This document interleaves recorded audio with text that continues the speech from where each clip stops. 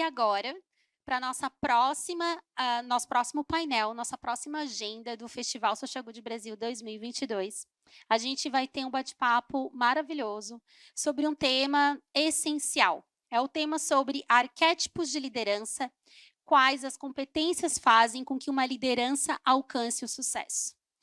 Falar de liderança nos tempos de hoje é fundamental. A gente não só vive uma mudança constante de novas tecnologias surgindo, tecnologias que nos levam para um mundo cada vez mais exponencial e veloz. Né? A gente está falando de Big Data, de inteligência artificial, né? A era dos dados que a gente fala tanto. Mas junto com esse cenário, né, de desenvolvimento tecnológico tão avançado, a gente também vive como sociedade uma série de crises sociais, crises políticas. A gente está falando das mudanças climáticas, né, da questão da pobreza, da desigualdade social, que, enfim, são crises que no dia a dia nos influenciam e a gente está influenciando. Então, quais são as lideranças, quais são as competências das lideranças mais preparadas para viver nesse momento da sociedade, para gerenciar e para nos direcionar para um mundo bem melhor? Então, a partir desses grandes questionamentos, foi feito um estudo chamado Liderando Inovações Conscientes. Esse estudo entrevistou 42 lideranças e temos aqui para participar presencialmente nesse bate-papo um dos cases, que é ninguém menos do que a nossa diretora executiva, Silvia Luz, chiquérrima, que ela vai estar aqui do estúdio, né, participando desse painel, desse bate-papo, como um dos cases dessas lideranças do futuro. E no online a gente vai ter mais 2 convidados incríveis que fazem parte das iniciativas que lideraram, né, o desenvolvimento desse estudo.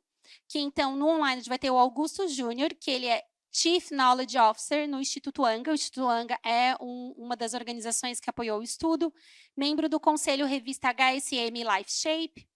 Ele também é co-líder Capitalismo Consciente em Campinas, e o Capitalismo Consciente também é uma das organizações que apoiou o estudo.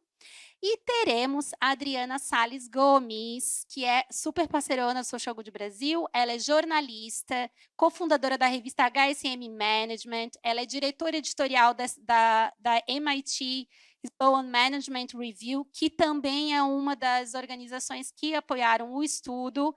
E, enfim, uma super parceira. E convido, então, a Silvia Luz para vir aqui. Obrigada. Bom Obrigada, painel, Carol. bom papo. Obrigada. Olá, Adri, Augusto, que prazer ter vocês aqui.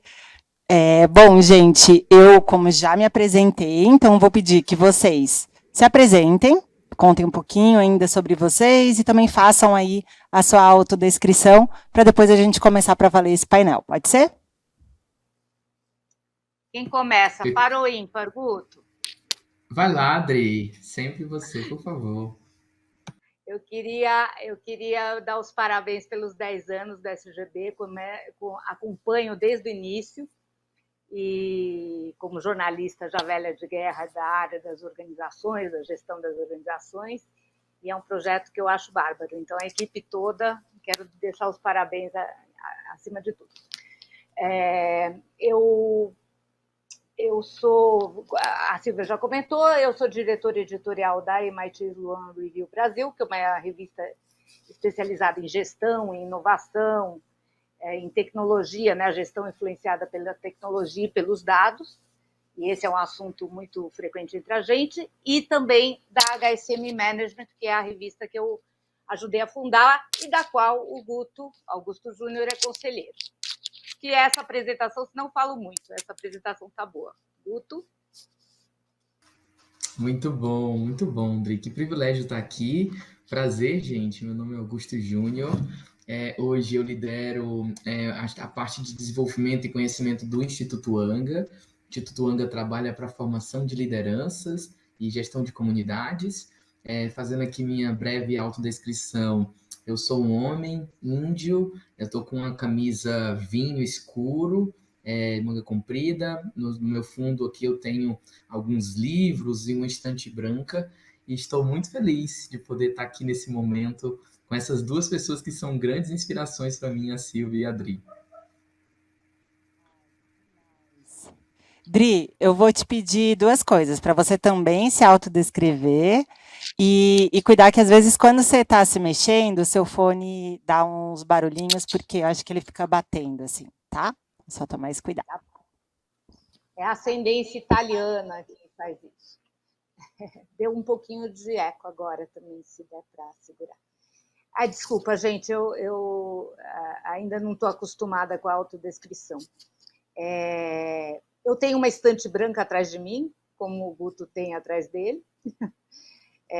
Eu sou branca, tenho cabelo crespo, enroladinho, castanho, uso óculos e é isso. E tô vestindo vermelho. Tá lindamente com um batom vermelho. Dri, vou passar o bastão para você então conduzir esse painel, esse bate-papo, contar um pouquinho para a gente sobre esse estudo, que mais uma vez eu tive muita felicidade, assim, muita honra de poder ter participado também, de ter trocado uma ideia junto com o Augusto. Então, vamos lá, passo a bola para você. Maravilha. Vocês vão me ajudar a contar desse estudo, né? Então, o nome do estudo é Arquétipos de Liderança, quais competências fazem com que a liderança alcance o sucesso. E quando a gente fala em arquétipo, eu estou me mexendo, devo estar dando problema na microfonia, né, gente? Eu vou ficar mais quietinha. Quando a gente fala em arquétipo, a gente pensa logo no quê? Eu, pelo menos, penso no Jung, né, e no Joseph Campbell, que é outro que lida muito com arquétipo. E o Campbell é muito conhecido por ter descrito a jornada do herói, que é base de tudo que é filme, e que é um conceito muito forte para a gente, né? A jornada do herói, que é arquetípica. E aí, o que eu queria fazer era uma relação entre a jornada do herói e os arquétipos. A jornada do herói é resumida em 3 etapas essenciais. Primeiro, a partida, que é o herói deixa o mundo familiar para trás. Segundo, a iniciação, o herói aprende a navegar no mundo que não é familiar. E terceira, o retorno, quando o herói volta para aquele mundo familiar, mas ele volta transformado e ajuda a transformar os outros à sua volta. O pessoal tem ultimamente falado muito, líder não é herói, para de ter essa expectativa de líder ser herói, mas isso depende muito da definição de herói. Porque nessa definição aí, esse líder do século XXI, esse líder arquetípico para esses tempos atuais, que nós vamos discutir aqui, é herói, porque é exatamente isso que ele faz. Ele sai do mundo conhecido, se transforma e depois volta e transforma os outros, né? O sair, obviamente, não necessariamente é sair fisicamente, né? Pode ser de outras maneiras. Então, o arquétipo que a gente está falando aqui tem a ver com isso. E aí, agora entrando no que foi o arquétipo, para a gente já começar a bater bola. A Silvia é uma das líderes, das mais de 40 líderes aí, que nos ajudou a montar os arquétipos. A gente se espelhou bastante nela. Vou perguntar para ela sobre isso, se ela se vê nesse arquétipo. O Augusto é o Chief Knowledge Officer do Instituto Anga e está desde o início esse projeto, já tem um tempo, ele é o pioneiro desse projeto, sempre capitaneou, e vai explicar para a gente como é que foi esse projeto. E o meu papel nisso é um papel pela MIT Sloan Management Review de trazer o arcabouço teórico da revista, que tem trabalhado muito em 2 eixos que são muito importantes dentro desse arquétipo, que eu gosto de resumir como o bicho de 2 cabeças, que é o eixo da fluência digital em dados, né, desse mundo digital, e o eixo da consciência, do propósito, disso tudo que a gente costuma tratar aqui. Então, a minha colaboração e a colaboração da revista foi trazer o conteúdo que dá embasamento a isso. E, a partir desse conteúdo, a gente identificou os líderes no Brasil que têm a ver com isso e fomos entrevistá-los para ver as especificidades, tudo isso. Então, rapidamente é isso. Eu queria só falar que todo estudo teve uma ajuda muito importante, tem o apoio, né, do Instituto Capitalismo Consciente, a gente está em boa companhia, e do Sistema B Brasil. E também tem a metodologia, que é uma metodologia de pesquisa da Humanizadas, que é uma empresa muito interessante que faz essa medição de como os stakeholders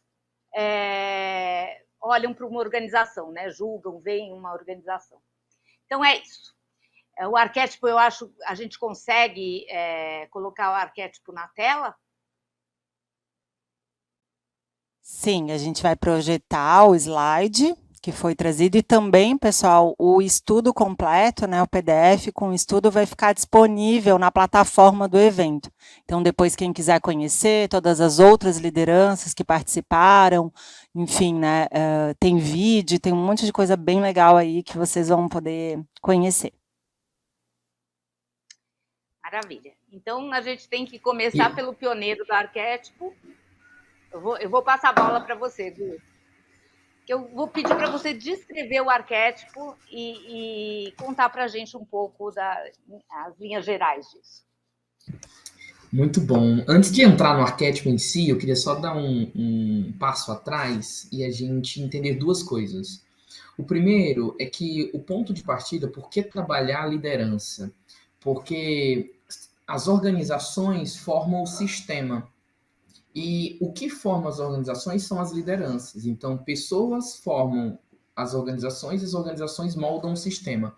Então, se eu quero um sistema menos desigual, mais equidade, mais justiça, mais prosperidade para todas as pessoas, eu preciso dar alguns passos atrás e entender que as organizações que a gente tem moldam o sistema e as lideranças que nós estamos formando moldam as organizações. Então, trabalhar a liderança é o mínimo que a gente pode fazer para influenciar as organizações que vão moldar o sistema. Então, essa é a primeira coisa que eu acho que é importante a gente frisar. Segundo, por que um arquétipo, né? A gente entende que existem arquétipos e arquétipos de liderança. Existem modelos, referências, e a gente entende que essa liderança que vai prosperar e vai ajudar as organizações e o mundo a ser melhor, ela precisa redefinir o que é sucesso na liderança. Então, dado esses dois passos atrás, acho que o resultado final do nosso estudo foram esses. Acho que vale a pena mostrar que a gente tem 3 dimensões da liderança: liderança de si, liderança nas relações e liderança sistêmica. E a gente tem, em profundidade também, 3 níveis: o pensar da liderança, o sentir da liderança e o agir da liderança. Essas duas vertentes, né, essas duas linhas estão relacionadas um pouco à teoria U do Otto Scharmer, professor do MIT, e também à teoria integral de Ken Wilber. Então, a gente entende que existem várias referências que vão ajudar a gente. E aí eu quero dar algumas ênfases aqui. Primeiro, que a gente chegou em 9 competências.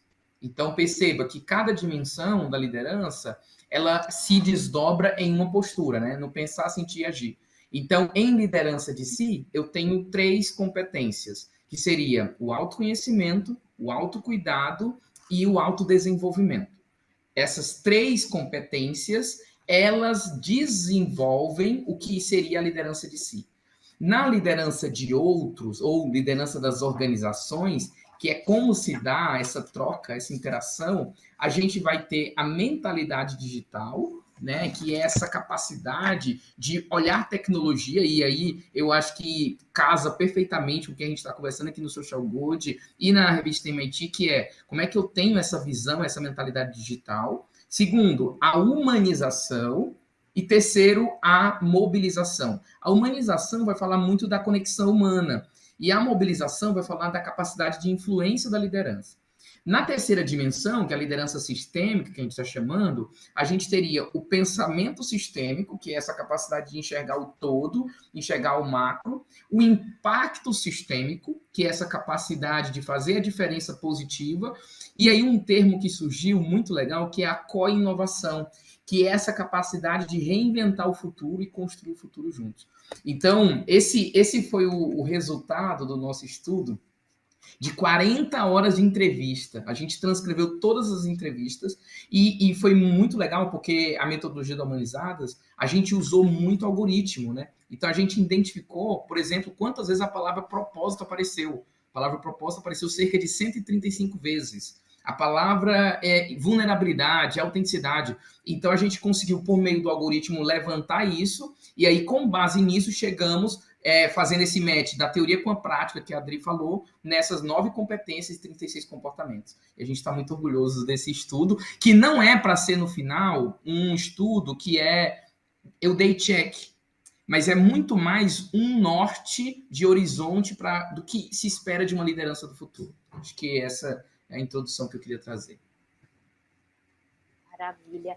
Silvia, você se reconhece nesse arquétipo final, né, finalizado? Como é que você se vê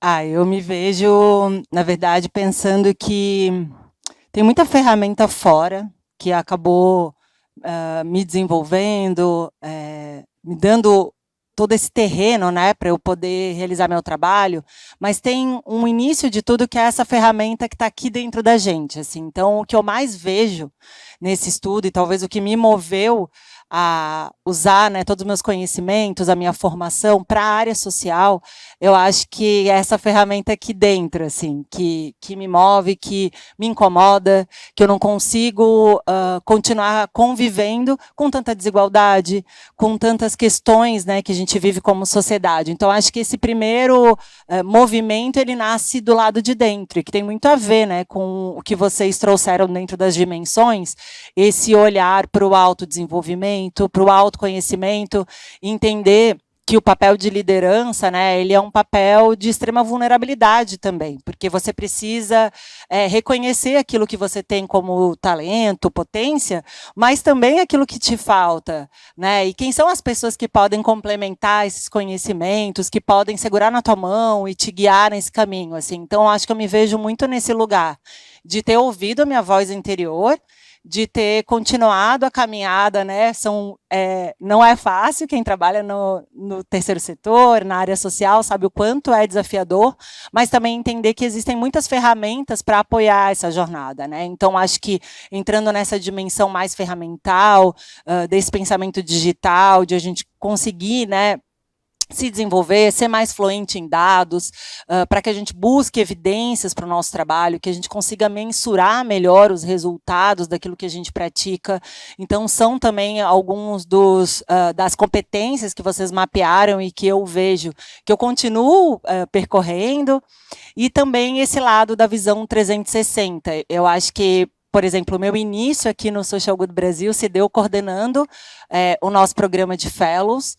Os Fellows são lideranças de impacto espalhadas por todo o Brasil, então, se tiver Fellows assistindo essa transmissão, deem um alô ali no chat. E eu acho que eles reacenderam, assim, sempre essa luz interior, sabe? Saber que nessa visão 360 eu não estou sozinha, tem muita gente fazendo. Saber também que a cada dia, né, um dia depois do outro, assim, você pode continuar aprendendo, tendo mais bagagem, para que você continue assim em frente. Então, eu honro muito as organizações que eu atuo, né, o Sistema B Brasil, sou uma das lideranças desde 2014, hoje atuando na rede de Mulheres B, e o Social Good Brasil, que me dá assim, todas as condições de eu conseguir ser reconhecida como vocês me reconheceram a ele, como uma liderança de impacto. Eu ia dizer que eu já sabia que você se identificava com isso, obviamente, né? Mas, enfim.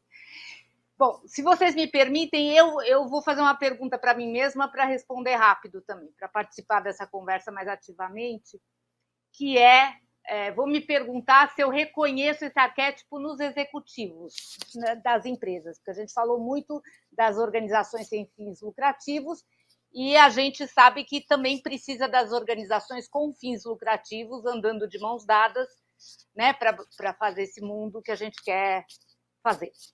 E aí eu achei interessante, eu reconheço no pensar bastante coisa, no agir algumas coisas. Eu estou falando agora da maioria, tá? Obviamente que tem casos específicos que são como os nossos arquétipos. e o sentir é onde eu vejo um vácuo. No sentir é um pouco mais problemático. Tanto que a gente tem trabalhado muito isso na revista. A última capa da revista, o título é Transformação Digital Afetiva, que é para dizer que a transformação digital não é completa, já que está todo mundo pensando em transformação digital, se não houver essa transformação afetiva que passa pelo propósito, passa pela diversidade e inclusão, passa por ver sentido no trabalho, uma série de coisas que a gente discute aqui. A empresa não consegue chegar à competitividade dela, esse é o recado, se ela não fizer a transformação digital afetiva, porque aí não tem o pensamento sistêmico, e aí vira uma bola de neve, né? E sem o pensamento sistêmico não dá certo. E a outra coisa que também está acontecendo nos Estados Unidos, mas ainda não está acontecendo no Brasil, tanto pelo menos, tem obviamente pesquisa de clima, isso sempre teve, mas encontrar uma metodologia para gerenciar o panorama emocional da empresa. É panorama emocional mesmo, paisagem emocional da empresa. Eles usam essa terminologia, paisagem emocional, é o landscape, né? Que é justamente essa preocupação do líder de ficar medindo o tempo todo como estão as emoções e os sentimentos de todos envolvidos. Então, eu acho que nessa parte do sentir a gente tem que avançar um pouco no mundo executivo, e fora que brasileiro é sentimental, né? Isso está na cultura brasileira, a gente só precisa mostrar que isso não é não profissional, isso faz parte do trabalho da profissão e da liderança. Aí eu queria pedir para o Augusto, já acabei a minha resposta à minha pergunta, tá, gente? Agora eu queria pedir para o Augusto que falasse um pouco do Young Leaders, que é um movimento dentro do qual os arquétipos se inserem. Conta para a gente, Guto. Fantástico, Dri. Só dando um negrito e um sublinhado na fala de vocês duas, eu vejo muito o que a Silvia falou, né? Que começa aqui dentro, que casa muito com a sua fala, Adriana, que é um processo que a gente repete muito, que o processo da liderança, ela é de dentro para fora, nunca é de fora para dentro. As pessoas se acostumaram na liderança sobre o cargo, né? A gente não está falando do cargo da liderança, a gente está falando da capacidade da liderança de ter influência positiva por onde anda, por onde passa. Então, só queria deixar esse negrito sublinhado aqui. O Young Leaders é um movimento que quer ressignificar o que é sucesso na carreira e na liderança. E aí a gente tem 3 grandes atividades dentro desse movimento. A gente tem um prêmio que usa o arquétipo como base para selecionar quem são os jovens que estão transformando as organizações de dentro para fora. Os jovens se inscrevem, tem um processo que o mentor dele escreve uma carta de recomendação, ele passa por várias etapas até chegar nos 5 vencedores que vão ter lá várias conquistas e vão fazer parte de uma comunidade. Esse é o primeiro bloco, é a premiação. E quando a gente pensou na premiação, a gente pensou no seguinte: a gente precisa redefinir e dar novos padrões de sucesso para que as pessoas sigam novos padrões de sucesso, não só aquele padrão de sucesso do status quo, né? E aí, a segunda grande vertente do Young Leaders é o programa de desenvolvimento de liderança. Então, a gente pega o arquétipo e estrutura ele em um programa formal, uma jornada de desenvolvimento, e esses jovens passam por essa jornada. Novamente, não numa perspectiva de check ou não check das competências, mas num horizonte de desenvolvimento, como é que a gente garante que está evoluindo nesse desenvolvimento de liderança. Por último, a gente tem a comunidade de Young Leaders, que é um grupo de jovens, que aí a gente tem jovens das 100 maiores empresas reunidas, a gente estava fazendo um estudo, Adriana, que foi muito legal. Hoje a gente tem startups, a gente tem governo, a gente tem terceiro setor envolvido, mas a gente tem uma massa crítica de jovens na média liderança que hoje estão nas 100 maiores empresas do país. E isso é muito legal, porque a gente vê que essas pessoas, de fato, estão usando a plataforma das empresas, usando a caneta, usando a influência que elas têm, não só para o bem pessoal, mas também para esse bem-estar coletivo e essa prosperidade do país. Então, acho que esse é um pouco do Young Leaders.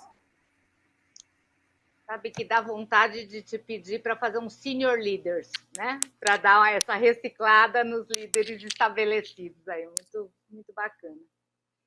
Agora eu queria perguntar para a Silvia, vocês trabalham com duas frentes importantíssimas aqui, com mais frentes, mas eu vou pinçar duas. Uma é a das lideranças públicas e a outra de educação em dados e tecnologia.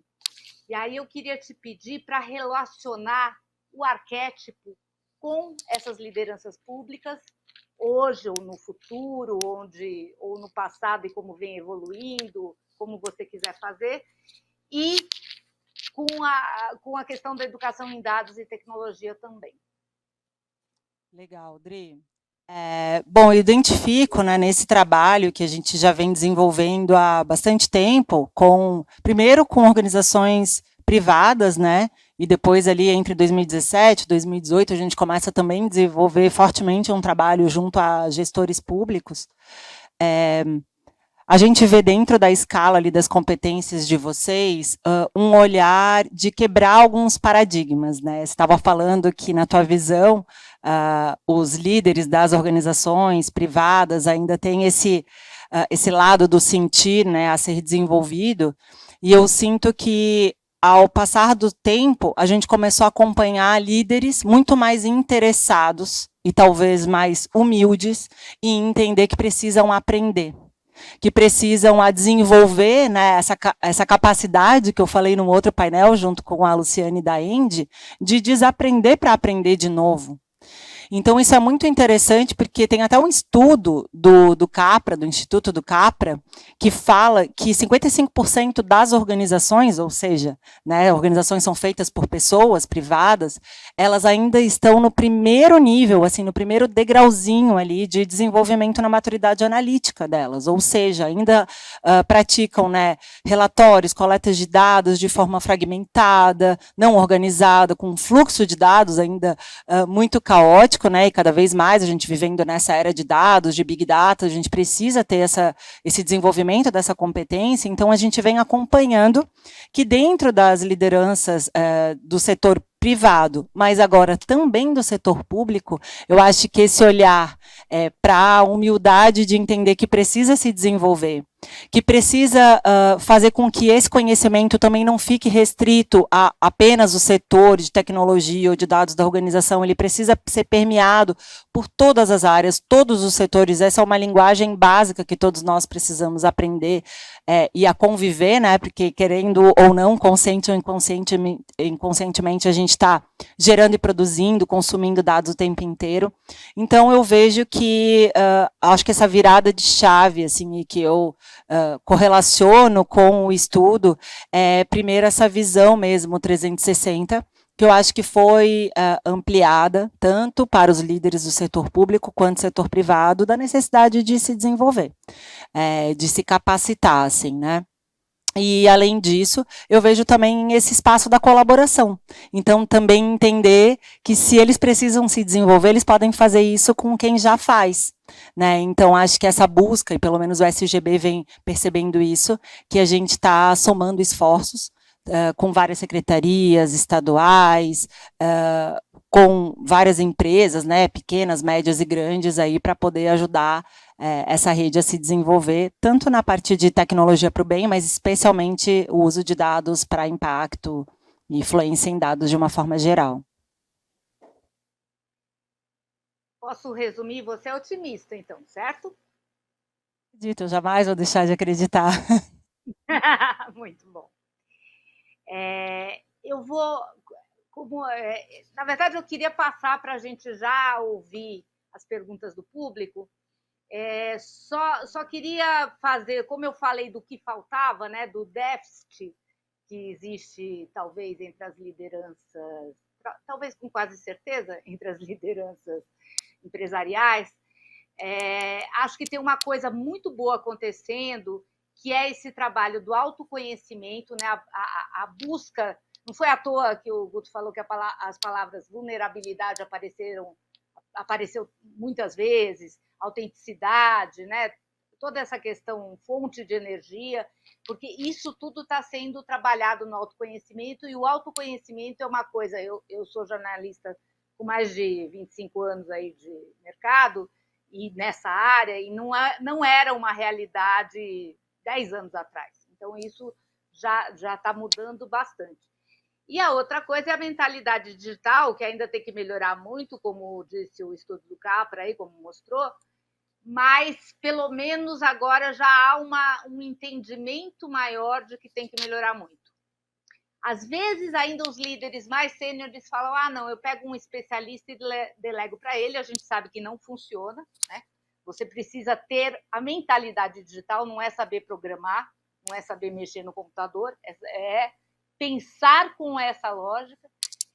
E ainda tem isso do líder delegar um pouco, né? Mas já tem um processo de aprendizado aí que eu acho bem importante. E o letramento digital inclui aí a educação em dados, que a gente fala bastante aqui na SGB. Silvia, eu vou passar a bola para você, então, para as perguntas do pessoal. Show. Tem uma pergunta aqui do público que eu vou direcionar para o Augusto, que fala assim, vou falar um pouco do dilema da bolacha Tostines, né? Sempre fresquinho porque vende mais ou vende mais porque sempre é fresquinho? Ou seja, as empresas é que precisam estar preparadas para esse novo líder ou é esse novo líder é que mudará as empresas? Pergunta de 1 milhão, hein, Augusto? Uau, que pergunta boa, que pergunta boa. A gente tem discutido muito aqui no Instituto, a Marcela, que inclusive está assistindo a gente aí lá dos Estados Unidos, Marcela Toguchi, e a gente entende que é por meio da liderança. A liderança vai influenciar e moldar a organização. Claro que o status quo e o sistema está estabelecido, o establishment está feito. E aí o processo da liderança é interagir com esse establishment, porque a consequência de uma liderança consciente, ela vem na atuação dos sistemas que são criados. O Pedro Nascimento, que é um sócio aqui do Grupo Anga, que a Adri conheceu muito bem, ele fala sempre que a liderança precisa ter duas asas. Uma asa é a asa da inspiração, do carisma, da visão, dessa capacidade de mobilizar. Mas, do outro lado, a liderança tem que ter uma estrutura de criação de processo, design organizacional, para garantir que a organização continue sendo inspiradora. Então, a gente tem uma liderança que é carismática, uma liderança populista, como é falado, é bom, mas eu preciso ter sistemas e processos que estruturem e que garantam a perpetuidade dessa consciência dentro da organização. Então, um retroalimenta o outro, mas eu colocaria como ponto de partida a liderança. Que incrível. Pessoal, a gente está chegando no final, infelizmente, aí do nosso painel. Falta 1 minutinho para a gente encerrar. Então, queria passar a palavra para a Adri, depois para o Guto, para fazer aí um fechamento, um agradecimento e dizer mais uma vez, né, que esse estudo vai ficar na nossa plataforma aqui do festival. Então, quem quiser acessar ou nas redes do Grupo Anga, para conhecer um pouquinho quem são essas outras lideranças, é um estudo que está incrível. Vai lá, Adri, contigo primeiro. Tá incrível mesmo. Modéstia à parte, pela parte que eu participei, tá incrível mesmo. O que eu posso falar? Bom, eu acho que esse estudo é muito importante para materializar o que a gente quer. Sem materializar o que a gente quer, sem enxergar para onde a gente vai, é muito difícil ir, né? Claro que pode ter mudança no meio do caminho, adaptações, mas a gente precisa saber o que a gente quer. E eu quero dizer que a gente fez um evento de lançamento do estudo e a gente levou, e foi uma coisa que me deixou muito, muito feliz, a gente levou uma grande quantidade de líderes negros, afiadíssimos, maravilhosos, super, super preparados, dando couro em qualquer branco. Assim. E eu fiquei muito orgulhosa, porque o racismo estrutural persiste como uma realidade brasileira e a gente precisa superar isso, enfim, pagar essa dívida, nós temos que pagar essa dívida. E nas empresas nem sempre é fácil, porque tem aquele dilema do líder que vai contratar ou do RH que vai contratar, que é, mas eu preciso dessas competências, essa pessoa não tem experiência, ou essa pessoa não fala inglês, por exemplo, e isso já pode fechar várias portas. E o que eu estou vendo, e eu acho que Young Leaders está ajudando nisso, que já tem um tempo aí de estrada, lideranças fortíssimas sendo formadas e que não tem essas barreiras, não deixa mais o gestor em dúvida. O gestor não fala, mas será que a competência é suficiente, etc., porque esse pessoal está arrebentando. Assim. e isso me deixou muito, muito animada. Eu também sou otimista, que nem a Silvia. Para você, Silvia. Vai lá, Augusto, quais são as tuas palavras finais? Tempos difíceis, que a gente está vivendo, tempos turbulentos, requer que a liderança faça o que ela foi chamada para fazer, liderar. E é nesses momentos que a gente precisa liderar. A gente tem que entender que a construção de um país melhor passa pelo desenvolvimento da liderança individual. Se eu quero um mundo melhor, eu preciso começar em mim. Então, meu ponto de partida é que assim como a Silvia falou, que essa transformação comece de dentro para fora. E aí a jornada para ser um líder melhor, uma frase que eu sempre digo, passa pela experiência de ser um ser humano melhor. Que a gente evolua a nossa humanidade, que a gente evolua como ser humano, e dessa forma a gente vai melhorar como líder e vai desenvolver e formar líderes melhores para o mundo. Essas micro-revoluções diárias, e que muitos de vocês que estão aqui nos assistindo certamente estão aí nesse caminho, empreendendo dentro de todos os setores e fazem acontecer todos os dias. Então, obrigada por isso, obrigada mais uma vez por ter topado esse convite, Augusto, Adriana, e vou passar de novo aqui para a produção do evento.